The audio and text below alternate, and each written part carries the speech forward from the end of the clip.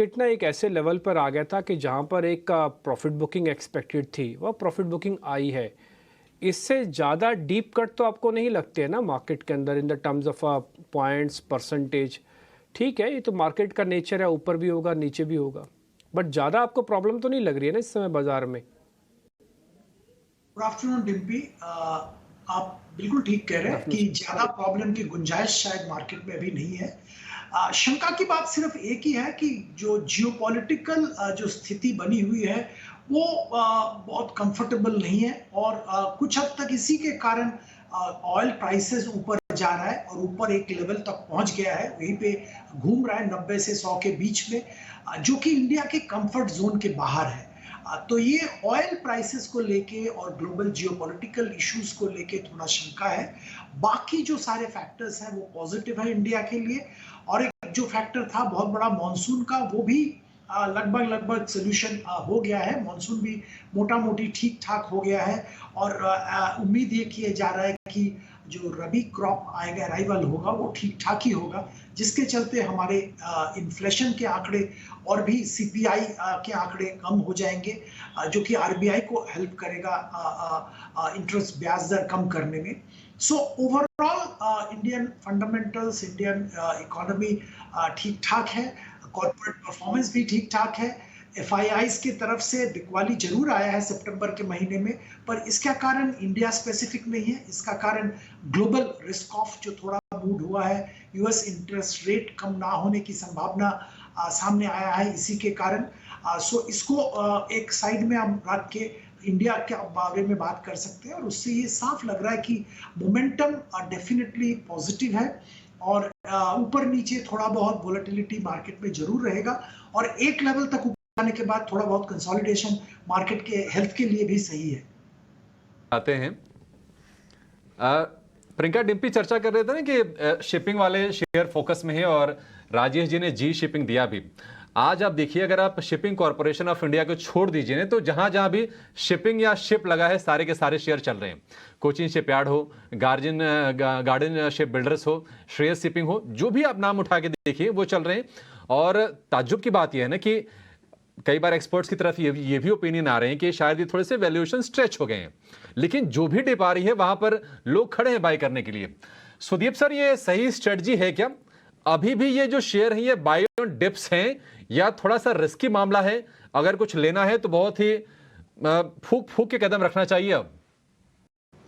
अभिषेक जी, मैं यहाँ पे पहली बात तो ये कहूंगा कि नाम में शिपिंग है और नेचर ऑफ कंपनी बहुत अलग है। आपने जैसे कोचिन शिपयार्ड का जिक्र किया या गार्डन रीच शिपयार्ड का जिक्र किया, ये डिफेंस के माहिर प्लेयर है और ये सबमरीन और नेवल वेसल्स बनाते हैं। और डिफेंस मेक इन इंडिया के कारण, डिफेंस में मोमेंटम के कारण इनके शेयर्स दौड़ रहे थे और बहुत जबरदस्त दौड़ा। और करंट लेवल पे माझगांव डॉक का भी स्क्रीन पे आ रहा है, इसका भी मैं जिक्र करूंगा। ये सारे शेयर्स डिफेंस के क्षेत्र से जुड़े हुए हैं, अच्छा बैलेंस शीट है, अच्छा परफॉर्मेंस रखा है। जो ऑर्डर बुक है, ऐसा ऑर्डर बुक कभी इन कंपनीज का नहीं था, तो एक ब्रेक थ्रू परफॉर्मेंस की उम्मीद आने वाले दिनों में है।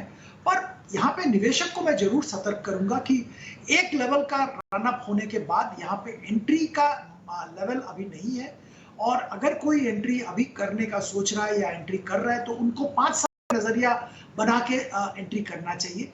बहुत जल्द इसमें बहुत अच्छा परफॉर्मेंस होने की संभावना तो नहीं है, क्योंकि ऑर्डर जो मिले हैं इनका एग्जीक्यूट करके प्रॉफिटेबिलिटी लाने में बहुत टाइम लगेगा। ये बीओटी कॉन्ट्रैक्ट्स नहीं है कि एक साल में कंप्लीट हो गया या ऐसा कुछ।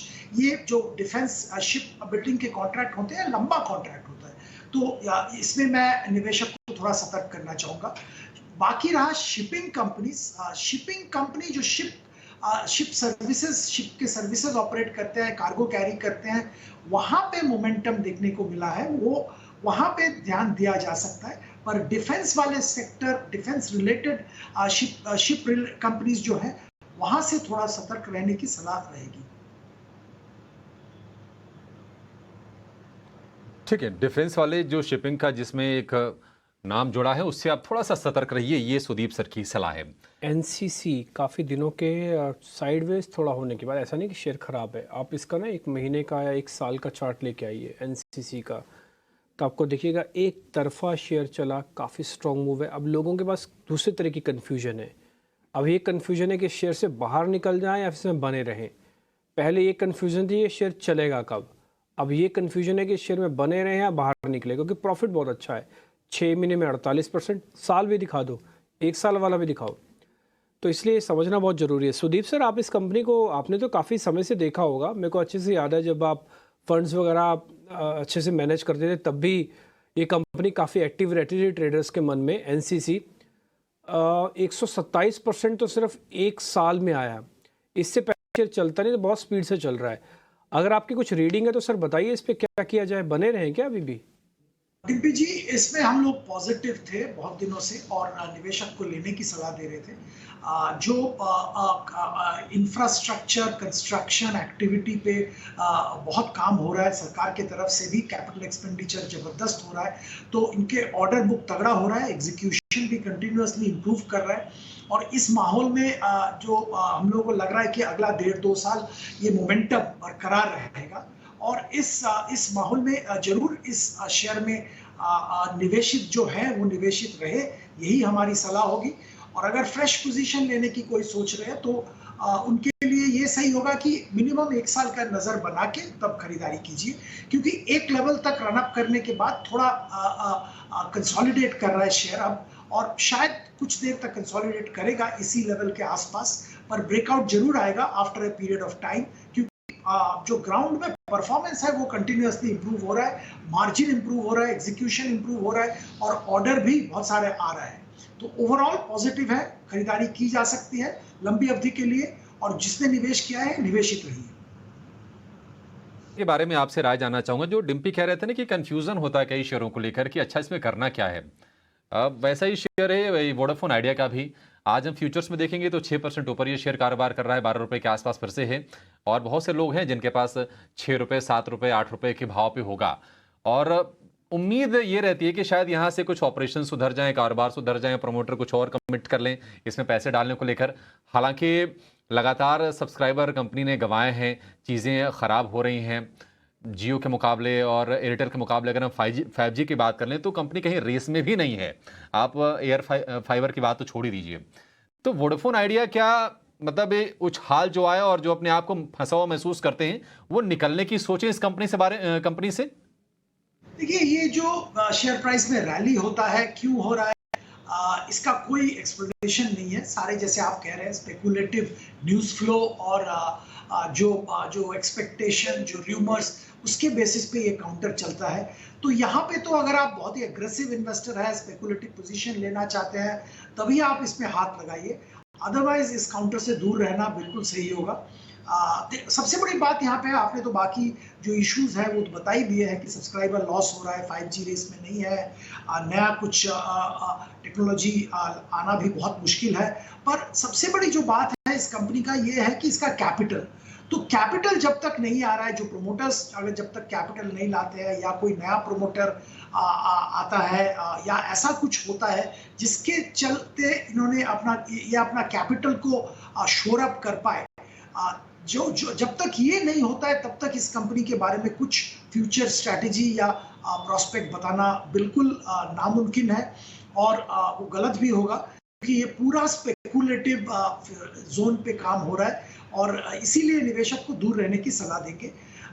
कंपनी में स्ट्रेंथ तो है अभी भी, in spite of losing customers month on month, अभी भी एक बड़ा कस्टमर बेस है जो कि लॉयल है, हाई आरपू है, यहाँ पे मेट्रोज में ज्यादा कस्टमर्स है, तो ये सारे पॉजिटिव्स भी हैं, पर ये पॉजिटिव आउटवे हो जाता है नेगेटिव से, इसीलिए हम ये कह रहे हैं कि यहाँ से दूर रहना सही होगा।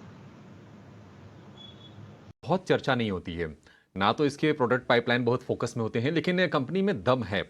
फोर्स मोटर्स आज 5% के आसपास की तेजी है, 3,935 रुपए के इसके भाव हैं, और 52 हफ्ते की ऊपरी स्तर के आसपास ही कारोबार कर रहा है, और साल भर में ये शेयर 3 गुने से ज्यादा चला है। अगर आप इसको सिर्फ अगर मार्च से भी जोड़ेंगे तो 1150 रुपए वाला शेयर आज 4,000 रुपए के आसपास ये ट्रेड कर रहा है। सुदीप सर, फोर्स मोटर्स, आप इसके बारे में क्या राय बनाई है, कितना इसको स्टडी किया है, और अगर कोई निवेश करना चाह रहा है उसके लिए क्या सलाह देंगे? अगर कोई ये पूछे कि मेरा अगर 1200 वाला शेयर 4000 का हो गया, इसे निकल जाए, उसके लिए क्या सलाह होगी आपकी? देखिए, ऑटोमोबाइल क्षेत्र में ईवी को लेके बहुत उथल-पुथल हो रहा है और ईवी रिलेटेड कंपनीज का वैल्यूएशन और फ्यूचर सबको अच्छा लग रहा है। इतना तो मैं कह सकता हूँ। और इस स्थिति में फोर्स मोटर का पोजीशन आने वाले दिनों में क्या होगा, उनका ईवी पाइपलाइन क्या है, कैसे वो नए एनवायरनमेंट में कामकाज करेंगे, इसका ज़्यादा जानकारी हम लोगों के पास नहीं है। तो मैं फ्यूचर के बारे में कमेंट नहीं करना चाहूँगा फोर्स मोटर्स का। और ओवरऑल हम लोगों को ऑटो क्षेत्र से भी बेहतर ऑटो एंसिलरी क्षेत्र लगता है। इसका मुख्य कारण ये है कि एंसिलरी क्षेत्र में वो फ्लेक्सिबिलिटी है कि वो आईसी इंजन हो या ईवी हो, दोनों के लिए कंपोनेंट्स या दोनों के लिए पार्ट्स बना पाएंगे और उनके लिए ये चेंज बहुत आसान है।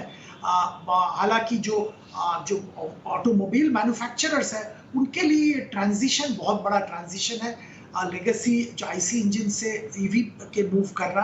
तो ये माहौल में जब ये ट्रांजिशन फेज चल रहा है, इस फेज में हम लोग एंसिलरी कंपनी में खरीदारी करने की सलाह दे रहे हैं। दिग्गज एंसिलरी कंपनीज हमारे देश में हैं जो कि नॉट ओनली इंडिया में काम कर रहे हैं, बाकी ग्लोबल सप्लाई चेन के साथ भी इंटीग्रेटेड हो रहे हैं। तो ऐसा एंसिलरी कंपनी में खरीदने का हम सलाह दे रहे हैं। बहुत सारे कंपनीज हैं, मिंडा कॉर्पोरेशन, सोना, बीएमडब्ल्यू, मदरसन में ध्यान दे सकते हैं। मदरसन की दोनों कंपनी में भारत फोर्ज दिग्गज कंपनी है, डिफेंस का भी उसमें एक पार्ट है।